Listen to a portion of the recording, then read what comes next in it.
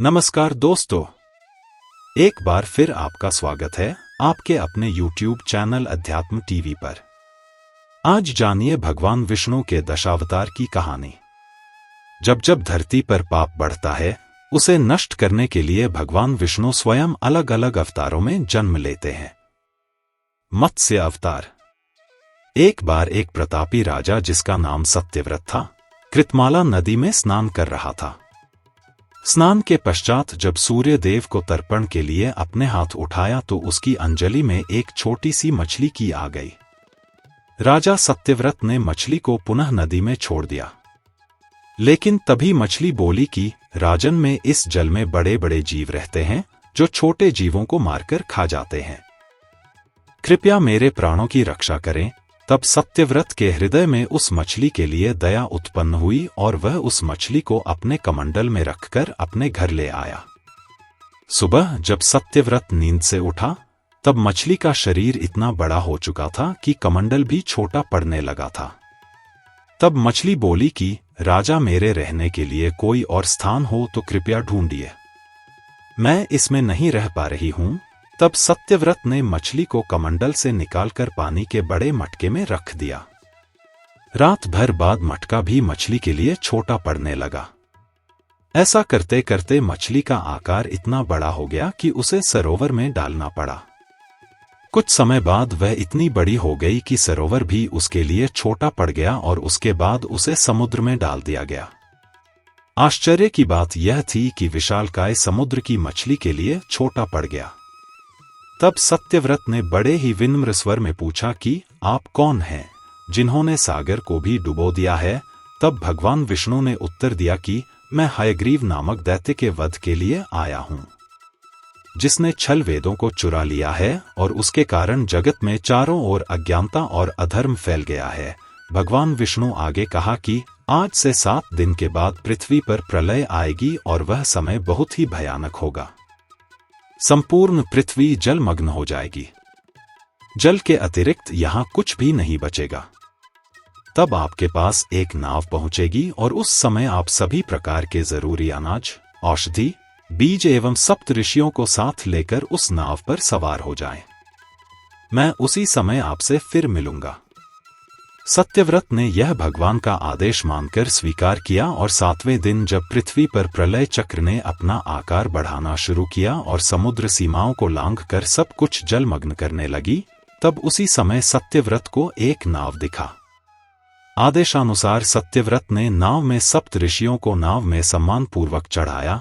7 महत्वपूर्ण अनाज, औषधि को भरकर सत्यव्रत भी उसी नाव पर सवार हो गया। सागर के वेग के कारण नाव अपने आप चलने लगी। चारों ओर पानी के अलावा और कुछ नहीं दिखाई दे रहा था। इसी बीच सत्यव्रत को मत्स्य रूप में भगवान दिखे और श्रीहरि से आत्मज्ञान पाकर सत्यव्रत और सप्तऋषि धन्य हो गए। जब प्रकोप शांत हुआ, तब भगवान ने हयग्रीव का वध कर सभी वेद वापस छीन लिए और ब्रह्मा जी को वापस सौंप दिए। इस प्रकार भगवान विष्णु ने मत्स्य रूप धारण कर वेदों का उद्धार किया तथा प्राणियों का कल्याण किया। नमस्कार दोस्तों, कूर्म अवतार। धार्मिक कथाओं के अनुसार एक वक्त पर देवताओं का अहंकार चरम पर पहुंच गया था।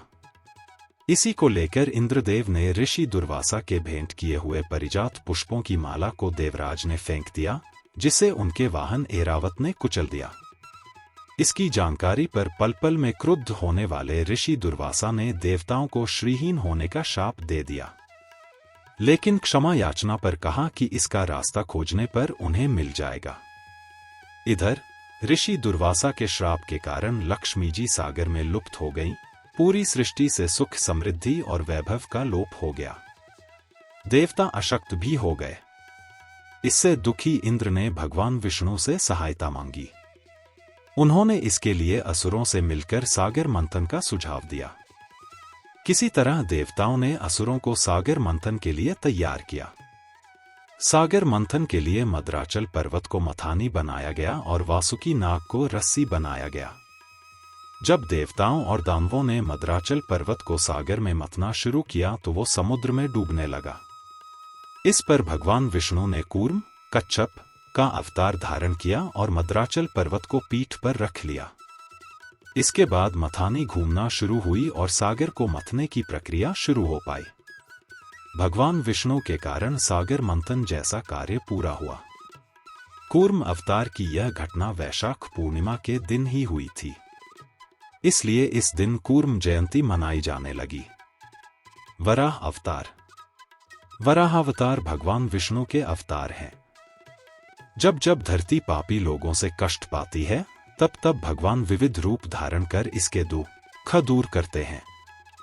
दैत्य हिरण्याक्ष ने जब पृथ्वी को रसातल में छिपा दिया था, तब भगवान विष्णु वराह अवतार लेकर पृथ्वी का कल्याण किया था। इनकी शक्ति अथवा पत्नी देवी वाराही हैं, जो भगवती लक्ष्मी की स्वरूप हैं, और इनमें देवी पार्वती जी की शक्तियां हैं। भगवान वराह को सोरो शुकर क्षेत्र, जो कि उत्तर प्रदेश में है, नामक स्थान पर मोक्ष प्राप्त हुआ था। अतः तभी से सोरो शुकर क्षेत्र में हरि की पौड़ी है। इस गंगा में मृतक की अस्थियां मात्र 3 दिन में गल कर जल में विलीन हो जाती है। संसार में एकमात्र यही गंगा है जो 10 प्रकार के पापों को नष्ट करती है। एक बार मरीचि नंदन कश्यप जी ने भगवान को प्रसन्न करने के लिए खीर की आहुति दी और उनकी आराधना समाप्त करके संध्या काल के समय अग्निशाला में ध्यानस्थ होकर बैठे गए।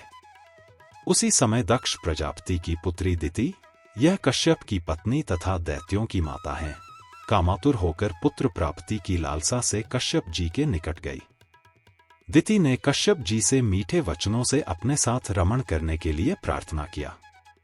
इस पर कश्यप जी ने कहा, हे प्रिय, मैं तुम्हें तुम्हारी इच्छानुसार तेजस्वी पुत्र अवश्य दूंगा, किंतु तुम्हें एक प्रहर के लिए प्रतीक्षा करनी होगी। संध्या काल में सूर्यास्त के पश्चात भूतनाथ भगवान शंकर अपने भूत प्रेत तथा यक्षों को लेकर बैल पर चढ़कर विचरते हैं। इस समय तुम्हें कामक्रीड़ा में रत देखकर वे अप्रसन्न हो जाएंगे। अतः यह समय संतानोत्पत्ति के लिए उचित नहीं है। सारा संसार मेरी निंदा करेगा।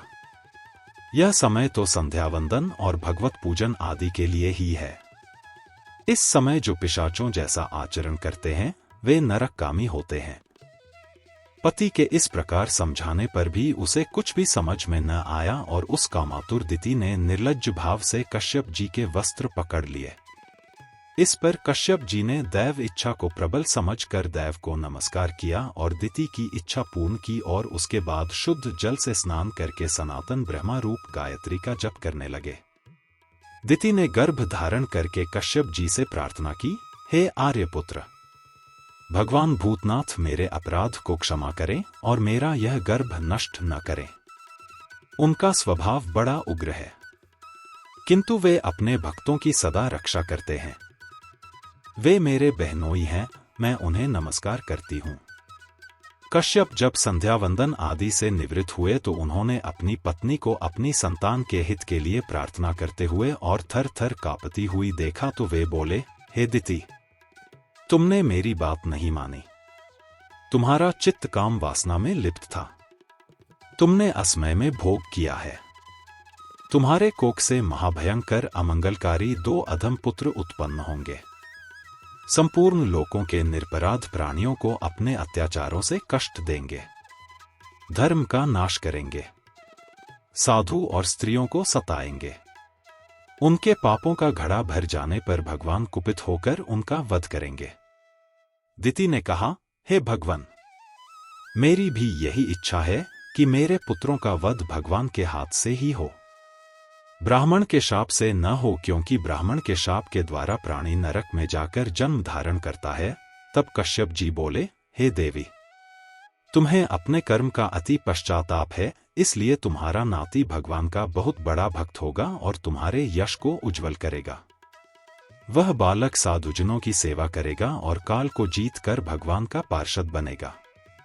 कश्यप जी के मुख से भगवत भक्त पौत्र के उत्पन्न होने की बात सुनकर दिति को अति प्रसन्नता हुई और अपने पुत्रों का वध साक्षात भगवान से सुनकर उसका सारा खेद समाप्त हो गया। उसके 2 पुत्र हिरण्याक्ष तथा हिरण्यकशिपु का जन्म हुआ और विधि के विधानों के हिसाब से ये दुष्टता की राह पर चल पड़े। ये प्रभु की इच्छा से इनके कुल में प्रहलाद और बलि जैसे महापुरुषों का जन्म भी हुआ। एक बार सनक, सनंदन, सनातन और सनत कुमार, ये चारों सनकादि ऋषि कहलाते हैं और देवताओं के पूर्वज माने जाते हैं, संपूर्ण लोकों से विरक्त होकर चित्त की शांति के लिए भगवान विष्णु के दर्शन करने हेतु उनके बैकुंठ लोक में गए। बैकुंठ के द्वार पर जय और विजय नाम के दो द्वारपाल पहरा दिया करते थे। जय और विजय ने इन सनकादिक ऋषियों को द्वार पर ही रोक लिया और बैकुंठ लोक के भीतर जाने से मना करने लगे। उनके इस प्रकार मना करने पर सनकादिक ऋषियों ने कहा, अरे मूर्खों, हम तो भगवान विष्णु के परम भक्त हैं, हमारी गति कहीं भी नहीं रुकती है, हम देवाधिदेव के दर्शन करना चाहते हैं, तुम हमें उनके दर्शनों से क्यों रोकते हो? तुम लोग तो भगवान की सेवा में रहते हो, तुम्हें तो उन्हीं के समान समदर्शी होना चाहिए। भगवान का स्वभाव परम शांतिमय है, तुम्हारा स्वभाव भी वैसा ही होना चाहिए। हमें भगवान विष्णु के दर्शन के लिए जाने दो। ऋषियों के इस प्रकार कहने पर भी जय और विजय उन्हें बैकुंठ के अंदर जाने से रोकने लगे।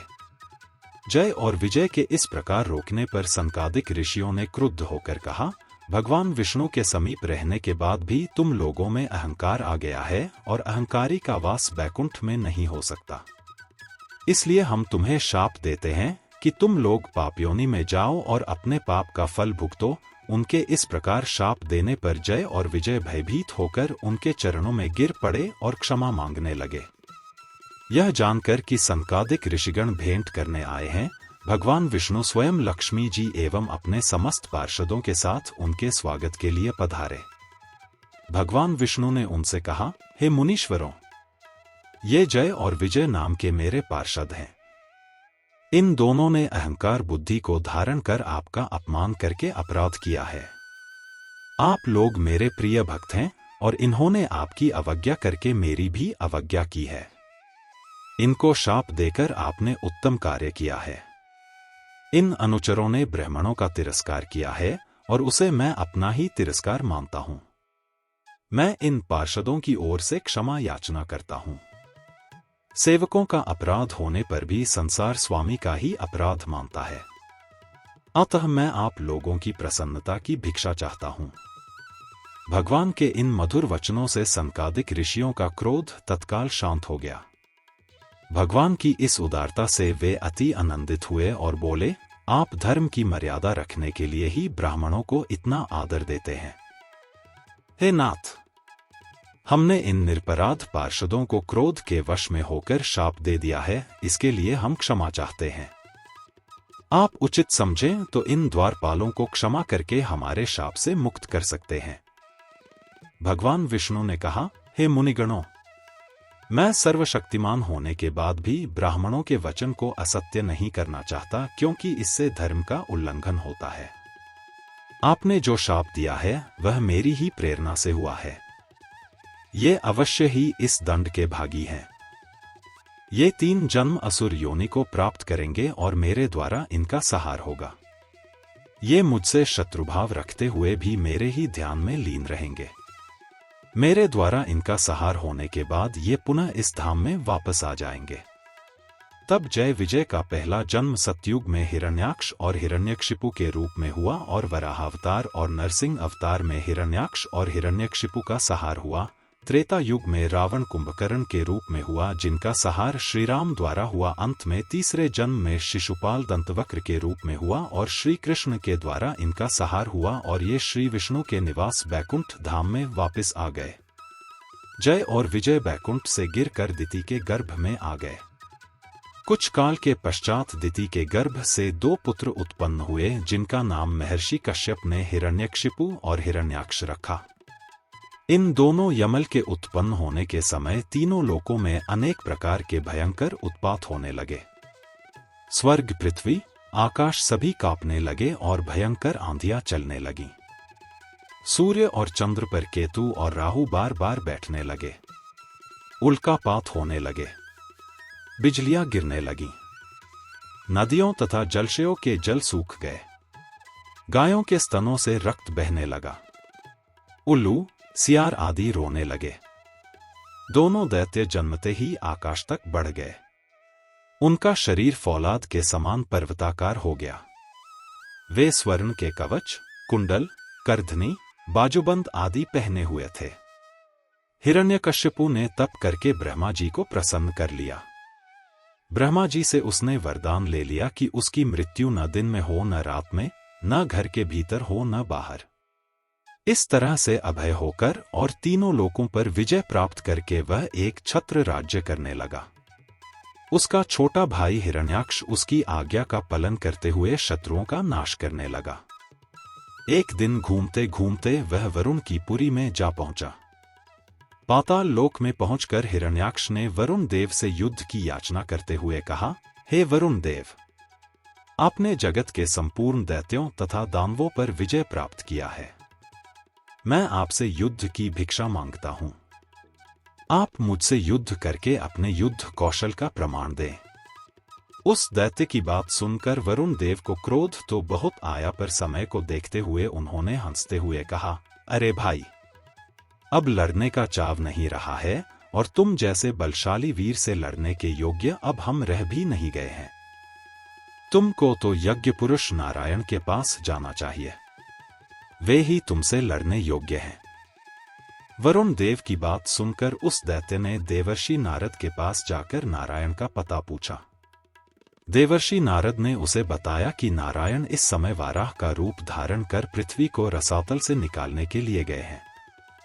इस पर हिरण्याक्ष रसातल में पहुंच गया। वहां उसने भगवान वाराह को अपने दाढ़ पर रख कर पृथ्वी को लाते हुए देखा। उस महाबली दैत्य ने वाराह भगवान से कहा, अरे जंगली पशु, तू जल में कहां से आ गया है? मूर्ख पशु, तू इस पृथ्वी को कहां लिए जा रहा है? इसे तो ब्रह्मा जी ने हमें दे दिया है। रे अधम, तू मेरे रहते इस पृथ्वी को रसातल से नहीं ले जा सकता। तू दैत्य और दानवों का शत्रु है, इसलिए आज मैं तेरा वध कर डालूंगा। हिरण्याक्ष के इन वचनों को सुनकर वाराह भगवान को बहुत क्रोध आया, किंतु पृथ्वी को वहां छोड़कर युद्ध करना उन्होंने उचित नहीं समझा और उनके कटु वचनों को सहन करते हुए वे गजराज के समान शीघ्र ही जल के बाहर आ गए। उनका पीछा करते हुए हिरण्याक्ष भी बाहर आया और कहने लगा, रे कायर, तुझे भागने में लज्जा नहीं आती? आकर मुझसे युद्ध कर, पृथ्वी को जल पर उचित स्थान पर रखकर और अपना उचित आधार प्रदान कर भगवान वाराह दैत्य की ओर मुड़े और कहा, अरे ग्राम सिंह, हम तो जंगली पशु हैं और तुम जैसे ग्राम सिंहों को ही ढूंढते रहते हैं। अब तेरी मृत्यु सिर पर नाच रही है। उनके इन व्यंग वचनों को सुनकर हिरण्याक्ष उन पर झपट पड़ा। भगवान वाराह और हिरण्याक्ष में मध्य भयंकर युद्ध हुआ और अंत में हिरण्याक्ष का भगवान वाराह के हाथों वध हो गया। भगवान वाराह के विजय प्राप्त करते ही ब्रह्मा जी सहित समस्त देवतागण आकाश से पुष्प वर्षा कर उनकी स्तुति करने लगे। नरसिंह अवतार।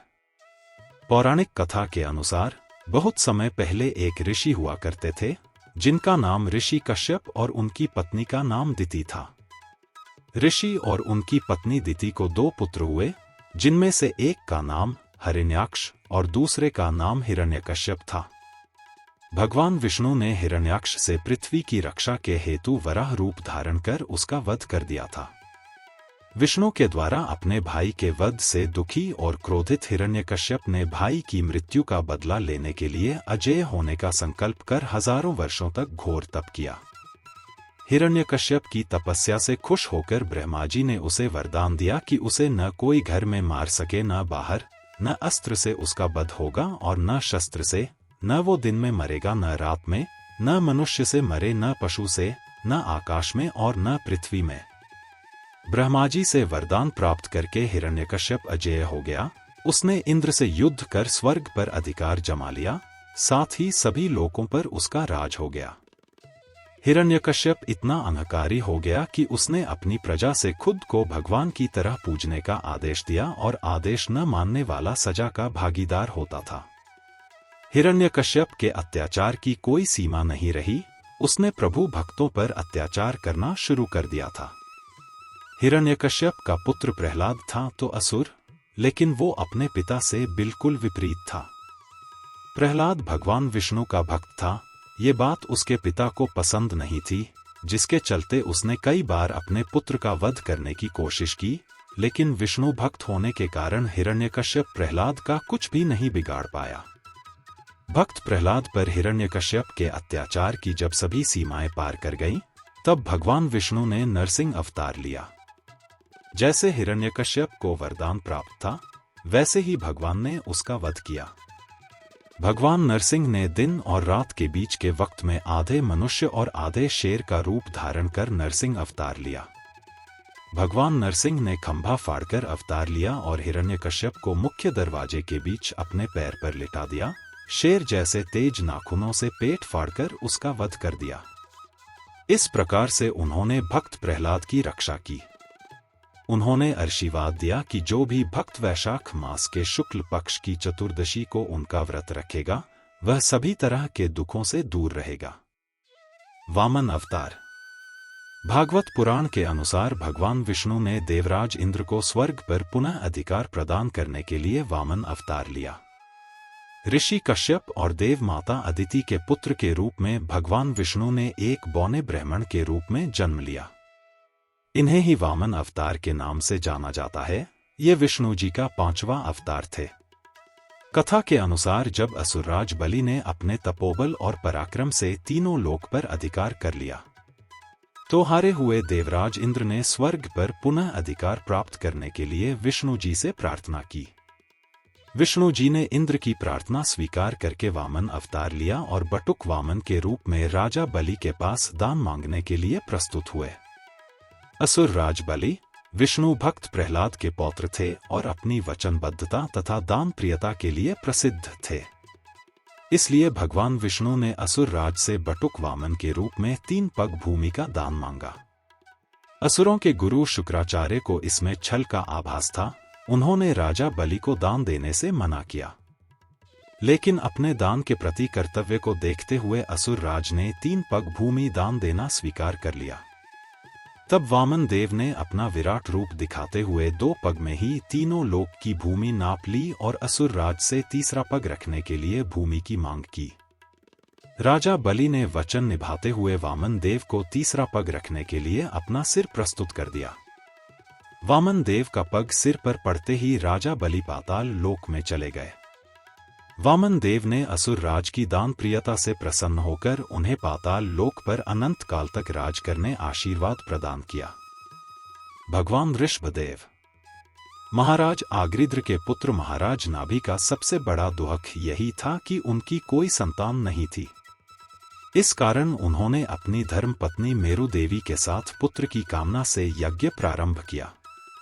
दिव्य तेजस्वी एवं ओजस्वी ऋत्विजनों ने श्रुति के मंत्रों से यज्ञ पुरुष का स्तवन किया और शंख चक्र गदा पद्मधारी चतुर्भुज नारायण प्रकट हुए। उनके श्री अंगों की अद्भुत शोभा थी। अनंत अप्रसीम सौंदर्य सुधा सिंधु मंगलमय प्रभु विष्णु का दर्शन कर राजा, रानी और ऋत्विजों की प्रसन्नता की कोई सीमा नहीं रही। सबने अत्यंत श्रद्धा और भक्ति से प्रभु के चरण कमलों में सादर दंडवत प्रणाम कर अर्घ्यादि के द्वारा उनकी विधिवत पूजा एवं वंदना की। प्रभु, राजर्षि नाभि और उनकी पत्नी मेरु देवी आपके ही समान पुत्र चाहते हैं। ऋत्विजों ने उनकी पूजा अर्चना करने के बाद सभी की कामना स्पष्ट कर दी। ऋषियों, आप लोगों ने बड़ा दुर्लभ वर मांगा है। श्री भगवान ने मंद मंद मुस्कुराते हुए कहा, मैं अद्वितीय हूं। अतएव आप लोगों के वचन की रक्षा के लिए मैं स्वयं महाराज नाभि के यहां अवतरित होऊंगा, क्योंकि मेरे समान तो मैं ही हूं, अन्य कोई नहीं। इस प्रकार से कहकर भगवान वही अंतर्धान हो गए और कुछ दिनों के बाद महाराज नाभि की परम सौभाग्यशालिनी पत्नी मेरु देवी के गर्भ से परम तत्व प्रकट हुआ। नाभिनंदन के अंग विष्णु के वज्रवत्स आदि चिन्हों से युक्त थे। पुत्र के अत्यंत सुंदर सुगठित शरीर, कीर्ति, तेज, बल, ऐश्वर्य, यश, पराक्रम और शूरवीरता आदि गुणों को देखकर महाराज नाभि ने उसका नाम ऋषभ रखा, जिसका अर्थ श्रेष्ठ होता है। महाराज नाभि उन ऋषभ देव का पुत्रवत पालन करने लगे। अपने पुत्र को अतिशय प्यार से पुकारने तथा अंग में लेकर लाड़ लड़ाने से वे अत्यधिक आनंद का अनुभव करने लगे। किंतु कुछ ही दिनों के बाद जब ऋषभ देव वयस्क हो गए और महाराज नाभि ने देखा कि संपूर्ण राष्ट्र के नागरिक तथा मंत्री आदि सभी लोग ऋषभ देव को अतिशय आदर और प्रीति की दृष्टि से देखते हैं, तब उन्होंने ऋषभ देव को राजपद पर अभिषिक्त कर दिया और स्वयं अपनी धर्म पत्नी मेरु देवी के साथ तप करने वन में चले गए। वे उत्तर दिशा में हिमालय के अनेक शिखरों को पार करते हुए गंधमादन पर्वत पर भगवान नरनारायण के निवास स्थान बद्रिकाश्रम में पहुंचे। वहां वे दोनों परम प्रभु के नरनारायण रूप की उपासना एवं उनका चिंतन करते हुए समयानुसार उन्हीं में विलीन हो गए। उधर शासन का दायित्व अपने कंधे पर आ जाने के कारण ऋषभ देव ने मानवोचित कर्तव्य का पालन करना प्रारंभ किया। उन्होंने गुरुकुल में कुछ काल रहकर वेद वेदांतों का अध्ययन किया और फिर अंतिम गुरु दक्षिणा देकर व्रतांत स्नान किया। इसके बाद वे राजकार्य देखने लगे। ऋषभ देव राज्य का सारा कार्य बड़ी ही सावधानी एवं तत्परता पूर्वक देखते थे। उनकी राज्य व्यवस्था और शासन प्रणाली सर्वथा अनुकरणीय और अभिनंदनीय थी, एक प्रकार से एकदम आदर्श थी। ऋषभ देव जी के शासनकाल में इस देश का कोई भी पुरुष अपने लिए किसी से भी अपने प्रभु के प्रति दिन दिन बढ़ने वाले अनुराग के सिवा और किसी वस्तु की कभी अभिलाषा नहीं करता था। यही नहीं, आकाश कुसुमादि अविद्यमान वस्तु की भांति कोई किसी दूसरे की वस्तु की ओर दृष्टिपात भी नहीं करता था। संपूर्ण प्रजा ऋषभ देव को अत्यधिक प्यार करती एवं श्री भगवान की तरह उनका आदर और सम्मान करती थी। यह देखकर शचीपति इंद्र के मन में बड़ी ईर्ष्या हुई। उन्होंने सोचा, मैं त्रैलोक्यपति हूँ, वर्षा के द्वारा सबका भरण पोषण करता और सबको जीवनदान देता हूँ, फिर भी प्रजा मेरे प्रति इतनी श्रद्धा नहीं रखती। इसके विपरीत धरती का एक नरेश इतना लोकप्रिय क्यों है? उसे प्रजा परमेश्वर की भांति क्यों पूजती है? मैं इस नरपति का प्रभाव देखता हूं। तब देवराज इंद्र ने ईर्ष्यावश 1 वर्ष तक समूचे देश में वर्षा बंद कर दी। भगवान ऋषभ देव ने शचीपति की ईर्ष्याद्वेष की वृत्ति और अहंकार को समझकर योगबल से सजलघने बादलों की सृष्टि की। पूरा आकाश काले मेघों से आच्छादित हो गया और पृथ्वी पर जल ही जल हो गया। समस्त देश की भूमि शस्य श्यामला बन गई। सुरेश्वर का घमंड उतर गया। उन्होंने भगवान ऋषभ देव के प्रभाव को समझ लिया। फिर तो उन्होंने धरती पर आकर ऋषभ देव की स्तुति की और अपनी पुत्री जयंती का विवाह उनके साथ कर दिया। उस समय तक देवताओं की संतानें हुआ करती थी। ऋषभ देव ने लोक मर्यादा की रक्षा के लिए गृहस्थ आश्रम धर्म का पालन किया और उनसे 100 पुत्र उत्पन्न हुए। उनमें सबसे बड़े, सर्वाधिक गुणवान एवं महायोगी भरत जी थे। वे इतने प्रतापी नरेश हुए कि उन्हीं के नाम पर इस देश, जिसका नाम उस समय अजनाब खंड था, का नाम भारतवर्ष प्रख्यात हुआ। राजकुमार भरत से छोटे कुशावर्त, इलावर्त, ब्रह्मावर्त, मलय, केतु, भद्रसेन, इंद्रस्पृक, विदर्भ और कीकटे 9 राजकुमार भारतवर्ष में ही पृथक पृथक देशों के प्रजापालक नरेश हुए। ये सभी नरेश तपस्वी, धर्माचरण संपन्न एवं भगवत भक्त थे। इनके देश इन्हीं राजाओं के नाम से विख्यात हुए। इन 10 राजकुमारों से छोटे, जो अन्य ऋषभ देव जी के पुत्र थे, उनमें कवि, हरि, अंतरिक्ष, प्रबुद्ध, पिप्पलायन, अविरोत्र, दुर्मिल, चमस और करभाजने 9 राजकुमार बाल ब्रह्मचारी, भागवत धर्म का प्रचार करने वाले एवं बड़े भक्तवत भक्त थे। ये योगी एवं सन्यासी हो गए। इनसे छोटे महाराज ऋषभ देव के 81 पुत्र वेदज्ञ, कर्मकांडी, सदाचारी, मातृपितृभक्त, विनीत, शांत तथा महान थे। वे निरंतर यज्ञ, देवार्चन एवं पुण्य कर्मों के करने से ब्राह्मण हो गए और उनसे ब्राह्मणों के वंश चले। एक बार की बात है, महाराज ऋषभ देव जी भ्रमण करते हुए गंगा यमुना के बीच की पुण्य भूमि ब्रह्मावर्त में थे। वहां उन्होंने प्रख्यात महर्षियों के समुदाय के साथ अपने अत्यंत विनयी एवं शीलवान पुत्रों को भी बैठे देखा। उस सुअवसर से लाभ उठाकर भगवान ऋषभ देव जी ने अपने पुत्रों के फिर से जगत के लिए अत्यंत कल्याणकारी उपदेश दिया। ऋषभ देव जी ने कहा, पुत्रों, इस मृत्युलोक में यह मनुष्य शरीर दुखमय विषय भोग प्राप्त करने के लिए ही नहीं है। ये भोग तो विष्ठा भोजी सूकर कुकरादि को भी मिलते ही हैं। इस शरीर से दिव्य तप के कर्म करने चाहिए, जिससे अंतःकरण शुद्ध हो, क्योंकि इसी से अनंत ब्रह्मानंद की प्राप्ति होती है। मनुष्य अपने प्रमादवश कुकर्म में प्रवृत्त होता है।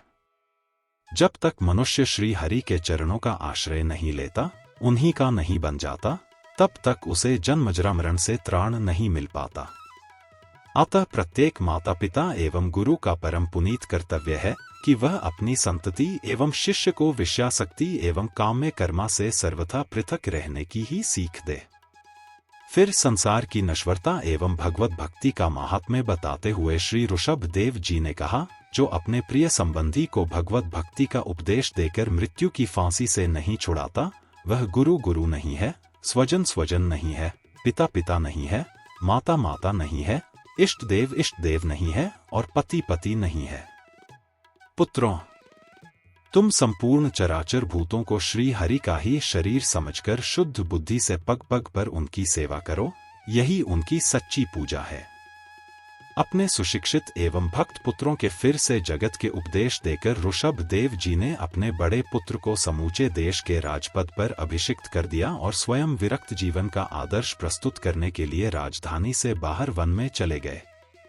भगवान ऋषभ देव जी सर्वथा ज्ञान स्वरूप थे, किंतु लोक दृष्टि से प्राणियों को शिक्षा देने एवं परमहंस धर्म की श्रेष्ठता सिद्ध करने के लिए उन्होंने उन्मत्तों का वेश धारण कर लिया। ब्रह्मावर्त से बाहर जाने पर उनका मुंह जिधर उठा उसी ओर चल देते। बुद्धि के आगार होने पर भी मूर्खों जैसा उनका आचरण होने लगा। वे किसी के प्रश्न का उत्तर न देकर जी में आता दौड़ने लगते। लड़के पीछे पीछे तालियां बजाते, इन्हें चिंता नहीं होती। जहां कोई कुछ दे देता पेट में डाल लेते, पर किसी से मांगते न थे। ऋषभ देव जी सर्वथा दिगंबर होकर विचरण करने लगे। उनकी उच्चतम स्थिति को न समझकर कितने ही दुष्ट उन पर दंड प्रहार कर बैठते, कितने गालियां देते और कितने उन परम पुरुष पर थूक देते। कुछ कंकड़ पत्थर मारते तो कुछ उनके ऊपर लघुशंका अथवा मल त्याग तक कर देते। इस प्रकार मोक्षप्ति भगवान ऋषभ देव अनेक प्रकार की योगचर्याओं का आचरण करते हुए निरंतर आनंदमग्न रहते थे। प्रभु का यह जीवन आचरण के योग्य नहीं था, यह तो अवस्था थी। यह स्थिति शास्त्र से परे है। जब भगवान ऋषभ देव संसार की असारता का पूर्णतया अनुभव कर जीवन उन्मुक्त अवस्था का आनंद लाभ कर रहे थे, उसी समय समस्त सिद्धियों ने उनकी सेवा में उपस्थित होकर उन्हें कैंकर्यावसर प्रदान करने की प्रार्थना की, पर उन्हें स्वीकार करना तो दूर, ऋषभ देव जी ने मुस्कराते हुए उन्हें तत्काल वहां से चले जाने की आज्ञा दे दी। सर्वसमर्थ भगवान ऋषभ देव जी को सिद्धियों की आवश्यकता भी क्या थी? वे तो सिद्धों के सिद्ध, महासिद्ध थे।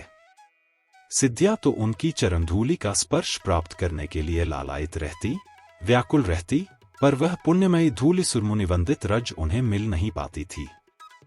साथ ही साधकों, भक्तों एवं योगाभ्यासियों के सम्मुख उन्हें आदर्श भी उपस्थित करना था।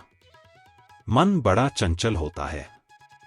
इसे तनिक भी सुविधा देने, इसकी ओर से तनिक भी असावधान होने से यह कांड कर बैठता है, पतन के महागर्त में ढकेल देता है। काम, क्रोध, मद, लोभ, मोह और भय आदि शत्रुओं का तथा कर्म बंधन का मूल तो यह मन ही है। इस पर कोई भी बुद्धिमान कैसे विश्वास कर सकता है? इसी कारण भगवान ऋषभ देव ने साक्षात पुराण पुरुष आदिनारायण के अवतार होने पर भी अपने ईश्वरीय प्रभाव को छिपाकर अवधूत कासा, मोक्ष की प्राप्ति कराने वाले पारमहंस धर्म का आचरण किया। ज्ञानी तो अपनी योग दृष्टि से उन्हें ईश्वर का अवतार समझते थे, किंतु सर्वसाधारण को उनके वास्तविक स्वरूप का तनिक भी परिचय होना कठिन था।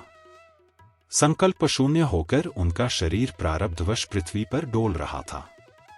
इस प्रकार वे दिगंबर वेश में कोड़कत्र, वेड़क, कुटक और कर्नाटक आदि दक्षिण देश में मुंह में पत्थर दबाए घूमते रहे।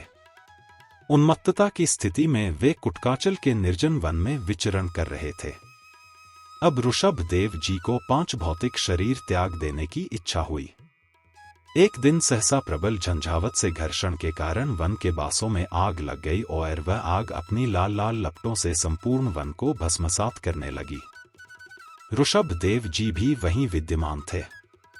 उनकी शरीर में तनिक भी आसक्ति और मोह होता तो उसकी रक्षा के लिए उद्योग करते, किंतु उनकी तो सर्वत्र संबुद्धि थी। अतएव वे चुपचाप बैठे रहे और उनका नश्वर शरीर अग्नि की भयानक ज्वाला में जलकर भस्म हो गया। भगवान का यह अवतार रजोगुण से भरे हुए लोगों को मोक्ष मार्ग की शिक्षा देने के लिए ही हुआ था। नर नारायण। हिंदू धर्म में जगत के पालनहार भगवान श्रीहरि विष्णु ने धर्म की रक्षा और अधर्म के नाश के लिए कई बार धरती पर अवतार लिया है। भगवान विष्णु के 24 अवतारों में चौथा अवतार नर और नारायण का था। मान्यता के मुताबिक भगवान विष्णु ने सृष्टि के आरंभ में धर्म की स्थापना के लिए 2 रूपों में अवतार लिया। इस अवतार में श्रीहरि अपने मस्तक पर जटा धारण किए हुए थे। उनके हाथों में हंस, चरणों में चक्र और वक्ष, स्थल में श्रीवत्स के चिन्ह थे। श्रीहरि का पूरा वेश तपस्वियों के समान था। धार्मिक ग्रंथों के मुताबिक श्रीहरि विष्णु ने नरनारायण के रूप में यह अवतार लिया था। धर्म शास्त्रों के मुताबिक भगवान नर और नारायण ब्रह्मदेव के प्रपौत्र थे। नर और नारायण ब्रह्मा जी के बेटे धर्म और पुत्रबधू रुचि की संतान थे। पृथ्वी पर धर्म के प्रसार का सारा श्रेय इन्हीं को जाता है।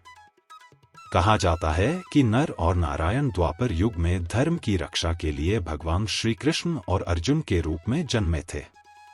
इसके अलावा स्वर्ग की सबसे सुंदर अप्सरा उर्वशी को भगवान नरनारायण ने ही अपनी जांघ से जन्म दिया था। हालांकि आज भी लोग नर और नारायण के बारे में ज्यादा नहीं जानते हैं। ऐसे में हम आज आपको नर और नारायण के बारे में बताने जा रहे हैं। ब्रह्मा जी के मानस पुत्र धर्म की पत्नी रुचि के गर्भ से श्रीहरि विष्णु ने नर और नारायण नामक 2 तपस्वियों के रूप में जन्म लिया। भगवान विष्णु के इस अवतार का कारण धरती पर सुख शांति और धर्म का प्रचार प्रसार करना था। जन्म के साथ ही नर और नारायण का साधना, भक्ति और धर्म में ध्यान बढ़ता गया। बाद में वह अपनी माता से आज्ञा लेकर उत्तराखंड में पवित्र स्थली बद्रीवन और केदारवन में तपस्या के लिए चले गए। आज वर्तमान समय में उसी बद्रीवन को बद्रिकाश्रम और बद्रीनाथ धाम के नाम से जाना जाता है।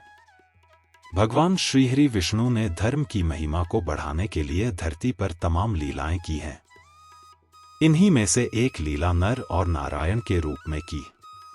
इस अवतार में वह तपस्या, ध्यान और साधना के मार्ग पर चलकर ईश्वर के करीब जाने के बात को जीवंत कर गए। मान्यता के अनुसार करीब 8000 ईसा पूर्व नर और नारायण ने कई हजार साल तपस्या कर भगवान शिव को प्रसन्न किया। भगवान शिव ने तपस्या से प्रसन्न होकर दोनों को दर्शन दिया और वरदान मांगने के लिए कहा। नर और नारायण ने भगवान शिव से अपने लिए कुछ नहीं मांगा, बल्कि उन्होंने भगवान शिव से प्रार्थना की भोलेनाथ पार्थिव शिवलिंग के रूप में उस स्थान पर हमेशा के लिए वास करें, जिस पर भगवान भोलेनाथ ने उनकी विनती स्वीकार कर ली। वर्तमान में हम केदारनाथ में जिस ज्योतिर्लिंग के दर्शन करते हैं, उसमें आज भी भगवान शिव का वास है। केदारनाथ मंदिर का निर्माण द्वापर युग में पांडवों ने करवाया था। फिर बाद में आदि शंकराचार्य ने दोबारा इस मंदिर का निर्माण करवाया। वहीं राजा भोज ने मंदिर को भव्य आकार दिया, जिसके बाद दोनों भाइयों ने बद्रीवन में जाकर भगवान श्रीहरि विष्णु के मंदिर बद्रीनाथ में प्रतिमा की स्थापना की। देवभूमि उत्तराखंड के 4 धाम यात्रा में बद्रीनाथ धाम अलकनंदा नदी के किनारे पर स्थित है। बता दें कि वर्तमान समय में भी इस स्थान पर नर और नारायण नामक 2 पर्वत मौजूद हैं। मान्यता के मुताबिक वह आज भी परमात्मा की तपस्या में लीन है। वहीं द्वापर युग में श्रीहरि विष्णु ने श्री कृष्ण के रूप में तो वहीं नर के रूप में अर्जुन ने जन्म लिया था। भगवान श्री कृष्ण को पांडवों में सबसे प्रिय अर्जुन थे। द्वापर युग में नर के रूप में अर्जुन और भगवान श्री कृष्ण नारायण के अवतार थे। इसी कारण कृष्ण के परम सखा, शिष्य, भाई आदि अर्जुन ही थे। महामोहिनी। भगवान विष्णु के मोहिनी अवतार को भगवान विष्णु के मनोरम रूप के रूप में चित्रित किया गया है, जो हिंदू पौराणिक कथाओं में ब्रह्मांड की रक्षा के लिए प्रकट होते हैं। शुरुआत में मोहिनी को आमतौर पर एक खूबसूरत महिला के रूप में दर्शाया जाता था, जो अपने आकर्षण के माध्यम से मोहित करने की शक्ति रखती थी। अफसोस, सच्ची कहानी को कई अलग अलग धर्म ग्रंथों में बदल दिया गया। विस्तारित किया गया और फिर से व्याख्या की गई। समय बीतने के साथ मोहिनी को भगवान विष्णु और उनकी दिव्य शक्तियों के एक भ्रम या प्रकटीकरण के रूप में चित्रित किया जाने लगा। 10वीं शताब्दी के दौरान पवित्र ग्रंथ श्रीमद्भागवतम के पन्नों में मोहिनी विष्णु का विस्तृत चित्रण देखा गया, जहां मोहिनी को आधिकारिक तौर पर भगवान विष्णु के अवतार के रूप में चित्रित किया गया था। ऐसा माना जाता है कि मोहिनी शब्द संस्कृत के उस शब्द से लिया गया है जिसका प्रयोग मानवीकृत भ्रम के लिए किया जाता है, जो मोहिनी की अद्भुत सुंदरता और आकर्षण को देखते हुए उपयुक्त था। इस शब्द का प्रयोग किसी भी प्राणी को मोहित करने, भ्रमित करने या धोखा देने के लिए किया जाता है।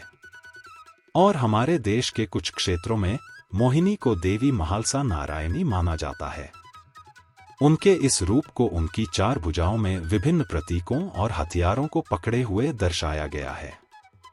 मोहिनी अवतार की कहानी इस दिव्य शक्ति के आकर्षण और रहस्यमय कल्पना के बारे में एक सबक के रूप में कार्य करती है और इसके खिलाफ चेतावनी भी देती है। हिंदू धर्म ग्रंथ महाभारत में 5वीं शताब्दी ईसा पूर्व में समुद्र मंथन का वर्णन है। इसमें पहली बार मोहिनी का उल्लेख किया गया है। अमृता का कलश बनाने के लिए दूध के सागर को मंथन किया गया था, जिसे हम जीवन का स्रोत मानते हैं। देवता और दानव इस बात पर झगड़ते हैं कि अमृत किसका होगा। असुरों ने ऐसी स्थिति पैदा कर दी कि वे अमृत को अपने पास रख सकें। इससे देवता बहुत क्रोधित हो जाते हैं। राक्षसों की बुरी योजनाओं को रोकने के लिए भगवान विष्णु दुनिया की सबसे खूबसूरत महिला मोहिनी का रूप लेते हैं। वह अपनी मोहक शक्ति और आकर्षक आकर्षण का उपयोग करके असुरों को अमृत पिलाने के लिए प्रेरित करती है, जिसे वह देवताओं को दे देती है। राहु नामक एक असुर देवता का वेश धारण करता है और अमृत पीने की कोशिश करता है। सूर्यदेव और चंद्रदेव ने भगवान विष्णु को तुरंत यह बात बताई। भगवान विष्णु ने सुदर्शन चक्र से राहु का सिर काट दिया, जिससे उसका सिर हमेशा के लिए जीवित हो गया। भस्मासुर एक दुष्ट राक्षस था जो सबसे शक्तिशाली और शक्तिशाली असुर बनना चाहता था। उसने भगवान शिव को प्रसन्न करने और अपनी इच्छा पूरी करने के लिए तपस्या शुरू की। भस्मासुर ने बहुत लंबा समय प्रार्थना में बिताया। उसकी भक्ति से बहुत प्रसन्न होकर भगवान शिव ने उससे कहा कि वह जो चाहे वरदान मांग सकता है। भस्मासुर ने हमेशा जीवित रहने की शक्ति मांगी, लेकिन भगवान शिव ने उससे कहा कि वह उसे हमेशा जीवित नहीं रख सकता। तब भस्मासुर ने उनसे कहा कि उसे ऐसी शक्ति दी जाए कि अगर वह किसी का सिर छू ले तो वह राख में बदल जाए। भगवान शिव ने उसे यह उपहार दिया, लेकिन उसे तुरंत एहसास हो गया कि उसने बहुत बड़ी गलती की है जब भस्मासुर ने भगवान पर ही अपनी कुशलता का परीक्षण करना चाहा। भगवान शिव उस स्थान से भाग गए, जबकि भस्मासुर ने उसका पीछा किया। यह तब की बात है जब भगवान विष्णु का स्त्री रूप मोहिनी प्रकट हुआ। वह एक सुंदर स्त्री के रूप में प्रकट हुई और भस्मासुरल उसके साथ इतना मोहित हो गया कि वह आगे नहीं बढ़ सका। मोहिनी ने उसे नृत्य प्रतियोगिता में शामिल होने के लिए मनाने की कोशिश की। उसने नृत्य के रूप में अपना हाथ अपने सिर पर रखा, जिसकी भस्मासुर ने नकल की। वरदान के कारण राक्षस तुरंत राख में बदल गया। एक और कहानी कहती है कि मोहिनी ने विरोचन को मारने में मदद की थी। विरोचन को एक मुकुट का वरदान मिला था जो उसे सभी नुकसानों से सुरक्षित रखेगा। विरोचन को मोहिनी के प्रेम में फंसाया गया और उसने उसका मुकुट चुरा लिया। भगवान विष्णु राक्षस को मारने में सफल रहे क्योंकि उसके पास खुद को बचाने का कोई रास्ता नहीं था। एक अन्य कहानी में अराका नामक असुर के बारे में बताया गया है। कहानी में मोहिनी का संबंध भगवान कृष्ण से है, भगवान विष्णु से नहीं। चूंकि अराका ने पवित्रता की शपथ ली थी और कभी किसी स्त्री की ओर देखा तक नहीं था, इसलिए वह बहुत शक्तिशाली हो गया था। फिर भगवान कृष्ण सुंदर मोहिनी का रूप धारण करते हैं और उससे विवाह करते हैं। विवाह के 3 दिन बाद अराका का पवित्र रहने का वादा टूट जाता है और भगवान कृष्ण उसे युद्ध में मारने में सक्षम होते हैं। कई हिंदू पुस्तकों और पुराणों के अनुसार भगवान शिव और मोहिनी, जो भगवान विष्णु का स्त्री रूप था, ने विवाह किया था और उनका एक पुत्र हुआ जिसका नाम भगवान अयप्पा था। भारत में अलग अलग स्थानों पर लोग उन्हें अलग अलग नामों से पुकारते हैं, जैसे महाशास्ता। लोग सोचते हैं कि सस्तव, मणिकंदन आदि धर्म शास्ता के पुनर्जन्म हैं, जिन्हें भगवान शिव और भगवान विष्णु की संतान माना जाता है। भगवान अयप्पा को ज्यादातर समय योग मुद्रा में दिखाया जाता है और उनके गले में एक गहना होता है, इसलिए लोग उन्हें मणिकंदन कहते हैं, जिसका मतलब है गले में घंटी के साथ। नरसिंह अवतार। पौराणिक कथा के अनुसार बहुत समय पहले एक ऋषि हुआ करते थे, जिनका नाम ऋषि कश्यप और उनकी पत्नी का नाम दिति था। ऋषि और उनकी पत्नी दिति को 2 पुत्र हुए, जिनमें से एक का नाम हिरण्याक्ष और दूसरे का नाम हिरण्यकश्यप था। भगवान विष्णु ने हिरण्याक्ष से पृथ्वी की रक्षा के हेतु वराह रूप धारण कर उसका वध कर दिया था। विष्णु के द्वारा अपने भाई के वध से दुखी और क्रोधित हिरण्यकश्यप ने भाई की मृत्यु का बदला लेने के लिए अजेय होने का संकल्प कर हजारों वर्षों तक घोर तप किया। हिरण्यकश्यप की तपस्या से खुश होकर ब्रह्मा जी ने उसे वरदान दिया कि उसे न कोई घर में मार सके, न बाहर, न अस्त्र से उसका वध होगा और न शस्त्र से, न वो दिन में मरेगा न रात में, न मनुष्य से मरे न पशु से, न आकाश में और न पृथ्वी में। ब्रह्मा जी से वरदान प्राप्त करके हिरण्यकश्यप अजेय हो गया। उसने इंद्र से युद्ध कर स्वर्ग पर अधिकार जमा लिया, साथ ही सभी लोकों पर उसका राज हो गया। हिरण्यकश्यप इतना अहंकारी हो गया कि उसने अपनी प्रजा से खुद को भगवान की तरह पूजने का आदेश दिया और आदेश न मानने वाला सजा का भागीदार होता था। हिरण्यकश्यप के अत्याचार की कोई सीमा नहीं रही, उसने प्रभु भक्तों पर अत्याचार करना शुरू कर दिया था। हिरण्यकश्यप का पुत्र प्रहलाद था तो असुर, लेकिन वो अपने पिता से बिल्कुल विपरीत था। प्रहलाद भगवान विष्णु का भक्त था, ये बात उसके पिता को पसंद नहीं थी, जिसके चलते उसने कई बार अपने पुत्र का वध करने की कोशिश की, लेकिन विष्णु भक्त होने के कारण हिरण्यकश्यप प्रहलाद का कुछ भी नहीं बिगाड़ पाया। भक्त प्रहलाद पर हिरण्यकश्यप के अत्याचार की जब सभी सीमाएं पार कर गईं, तब भगवान विष्णु ने नरसिंह अवतार लिया। जैसे हिरण्यकश्यप को वरदान प्राप्त था, वैसे ही भगवान ने उसका वध किया। भगवान नरसिंह ने दिन और रात के बीच के वक्त में आधे मनुष्य और आधे शेर का रूप धारण कर नरसिंह अवतार लिया। भगवान नरसिंह ने खंभा फाड़कर अवतार लिया और हिरण्यकश्यप को मुख्य दरवाजे के बीच अपने पैर पर लिटा दिया। शेर जैसे तेज नाखूनों से पेट फाड़कर उसका वध कर दिया। इस प्रकार से उन्होंने भक्त प्रहलाद की रक्षा की। उन्होंने आशीर्वाद दिया कि जो भी भक्त वैशाख मास के शुक्ल पक्ष की चतुर्दशी को उनका व्रत रखेगा, वह सभी तरह के दुखों से दूर रहेगा। परशुराम अवतार। पौराणिक कथाओं के अनुसार भगवान परशुराम का जन्म त्रेता युग में माना जाता है। त्रेता युग को रामायण काल भी कहा जाता है। मान्यता है कि भगवान परशुराम का जन्म वैशाख तृतीय शुक्ला को एक ब्राह्मण ऋषि परिवार में हुआ था। भगवान परशुराम का जन्म स्थान मध्य प्रदेश के जानापाव पर्वत बताया जाता है। परशुराम के पिता का नाम जमदग्नि तथा इनकी माता का नाम रेणुका था। परशुराम श्री हरि विष्णु के छठे अवतार माने जाते हैं। ऋषि जमदग्नि ने इनका नाम राम रखा था, लेकिन इनके पिता का नाम जमदग्नि होने से इनको जामदग्नि नाम से भी जाना जाता है। परशुराम की प्रारंभिक शिक्षा इनके दादा ऋचिक और पिता जमदग्नि से प्राप्त हुई। परशुराम को शास्त्रों का ज्ञान था, साथ ही परशुराम शस्त्र कला में निपुण थे। परशुराम को शस्त्र विद्या अपने मामा राजा ऋषि से प्राप्त हुई। परशुराम ने भगवान शिव की कड़ी तपस्या की थी। तपस्या से प्रसन्न होकर भगवान शिव ने परशुराम से कहा कि हे राम, मैं तुम्हारी तपस्या से बहुत प्रसन्न हूं, बताओ तुम्हें क्या वरदान चाहिए। तब परशुराम ने कहा कि मुझे शस्त्र विद्या में निपुण होने का वर दीजिए तथा एक दिव्य अस्त्र प्रदान कीजिए।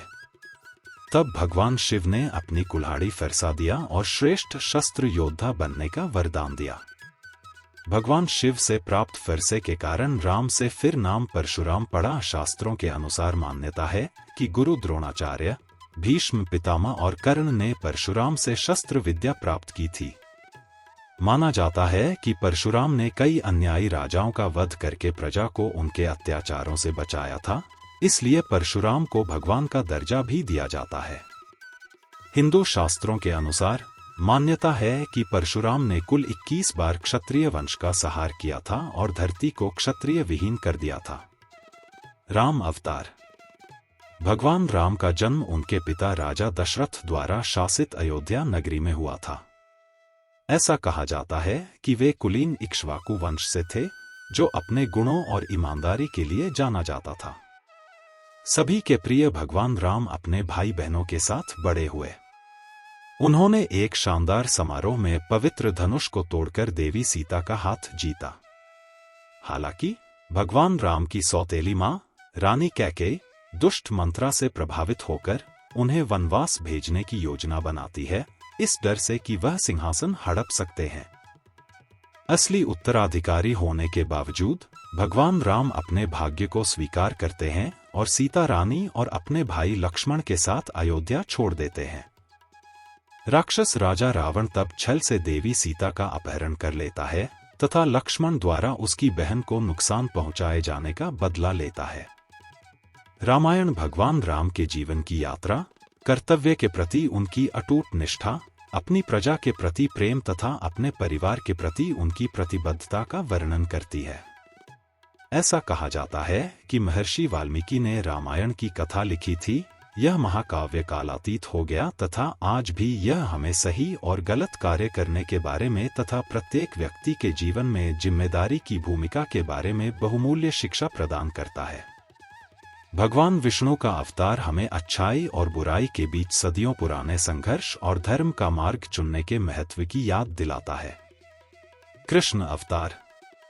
द्वापर युग में मथुरा में राजा उग्रसेन का राज था। कंस उनका पुत्र था, लेकिन राज्य के लालच में अपने पिता को सिंहासन से उतारकर वह स्वयं राजा बन गया और अपने पिता को कारागार में डाल दिया। कहा जाता है कि कृष्ण को जन्म देने वाली देवकी कंस की चचेरी बहन थी। देवकी का विवाह वासुदेव के साथ हुआ। कंस ने अपनी बहन देवकी का विवाह धूमधाम से किया और खुशी से विवाह की सभी रस्मों को निभाया। जब बहन को विदा करने का समय आया तो कंस देवकी और वासुदेव को रथ में बैठाकर स्वयं ही रथ चलाने लगा।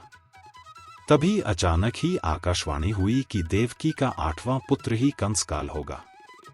आकाशवाणी सुनते ही कंस अपनी बहन को मारने जा रहा था। तभी वासुदेव ने उसे समझाते हुए कहा कि तुम्हें अपनी बहन देवकी से कोई भय नहीं है। देवकी की 8वीं संतान से भय है, इसलिए वे अपनी 8वीं संतान को कंस को सौंप देंगे। कंस ने वासुदेव की बात मान ली, लेकिन उसने देवकी और वासुदेव को कारागार में कैद डाल दिया। जब भी देवकी की कोई संतान होती तो कंस उसे मार देता। इस तरह से कंस ने एक एक करके देवकी की सभी संतानों को मार दिया। इसके बाद भाद्रपद कृष्ण पक्ष की अष्टमी को रोहिणी नक्षत्र में भगवान विष्णु ने कृष्ण के रूप में जन्म लिया। श्री कृष्ण के जन्म लेते ही कारागार में एक तेज प्रकाश छा गया। कारागार के सभी दरवाजे स्वतः ही खुल गए। सभी सैनिकों को गहरी नींद आ गई। वासुदेव और देवकी के सामने भगवान विष्णु प्रकट हुए और कहा कि उन्होंने ही कृष्ण रूप में जन्म लिया है। बुद्ध अवतार। भगवान विष्णु के 10 अवतारों में भगवान बुद्ध को 9वां और 24 अवतारों में 23वां अवतार माना गया है। भगवान विष्णु के बुद्ध अवतार की कथा का उल्लेख कई महत्वपूर्ण हिंदू धर्म ग्रंथों एवं पुराणों में किया गया है। इनमें प्रमुख हैं विष्णु पुराण, भागवत पुराण, गरुड़ पुराण, अग्नि पुराण, हरिवंश पुराण, कल्की पुराण, ललित विस्तार, श्रीमद् भागवत इत्यादि। इन धर्म ग्रंथों में कहा गया है कि दैत्यों को वैदिक कर्मों से विमुख करने के लिए एवं युगीन धर्म की स्थापना के लिए भगवान विष्णु ने बुद्ध का अवतार धारण किया। कलयुग में एक समय दैत्यों ने वेद पाठ करना आरंभ कर दिया, यज्ञ करना प्रारंभ कर दिया, देवताओं का पूजन करने तथा दान करने लगे। उन्होंने जनेऊ धारण कर स्वयं को ब्राह्मण घोषित कर दिया। इससे दैत्यों की शक्ति बहुत बढ़ गई। देवताओं को उनसे भय लगने लगा। इससे मुक्ति के लिए सभी देवता भगवान विष्णु के पास गए। तब भगवान विष्णु दैत्य मलेच्छों को मोहित करने के लिए कीकट क्षेत्र में बुद्ध के रूप में अवतरित हुए। इस प्रकार सनातन धर्म के अंदर दैत्यों ने जिस प्रकार घुसपैठ कर रखी थी, उससे मुक्ति दिलाने के लिए भगवान बुद्ध का अवतार हुआ। भगवान विष्णु ने बुद्ध का अवतार धारण कर दैत्यों को धर्म से विमुख किया और देवताओं के मान सम्मान की रक्षा की तथा दैत्यों द्वारा धर्म से अनुचित लाभ प्राप्त करने के प्रयास को समाप्त किया। कल्कि अवतार। कल्कि अवतार को भगवान विष्णु का भविष्य का 10वां अवतार माना जाता है। मान्यता है कि कल्कि अवतार के बाद कलयुग खत्म हो जाएगा। कल्कि पुराण के अनुसार भगवान विष्णु का कल्कि अवतार संभल गांव में होगा। मान्यता है कि उत्तर प्रदेश के मुरादाबाद के पास स्थित संभल गांव में भगवान विष्णु का 10वां कल्कि अवतार होना है। अग्नि पुराण के 16वें अध्याय में कल्कि अवतार का चित्रण तीरक मान धारण किए हुए एक घुड़सवार के रूप में किया है। कल्कि भगवान देवदत्त नाम के एक सफेद घोड़े पर बैठकर आएंगे और पापियों का विनाश करेंगे। यह अवतार 64 कलाओं से युक्त होगा। इनके गुरु चिरंजीवी भगवान परशुराम होंगे, जिनके इनके निर्देश पर कल्कि भगवान शिव की तपस्या करेंगे और दिव्य शक्तियों को प्राप्त कर अधर्म का अंत करेंगे। अगर आज का वीडियो अच्छा लगा हो तो प्लीज चैनल को लाइक, शेयर और सब्सक्राइब करें।